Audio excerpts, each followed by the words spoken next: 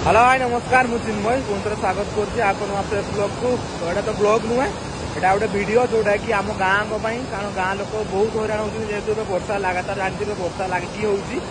वर्षा जेहेतु एत जोर से वर्षार प्रभाव कौन पड़े आम गाँव में आपको देखी गोटे बिल बाड़ी तो भर्ती होती देखिए यहाँ आम जोटा छोट पुल जोटा कि संजोग आम सेपटे केउझर जावा छोट छुआ स्कूल जाऊँगी सहित सेपटे अन्य कार्यक्रम सब जाती एमती अवस्था धर आम गाँव गोटे प्रोब्लेम है केमती आमलांस आसो कहतु ये देखिपे एत जोर पानी आसपटू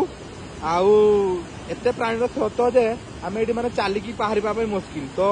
यहाँ देखूँ निहाती सीएम को आम कलेक्टर वीडियो पाक पठाई चाहिए वीडियोटा निहाती शेयर करूँ जमती यहीटा किसी पदक्षेप ने कारण शह शह लोक जावासवा कर असुविधा होती स्कूल भी जाई पार छुआ मैंने 2 दिन लगातार 7 दिन वर्षार यह हालत होती तो ये निहाती भाव गोटे पोल हवा दरकार कारण रास्ता भी देखिए रास्ता भी निम्नमान काम हो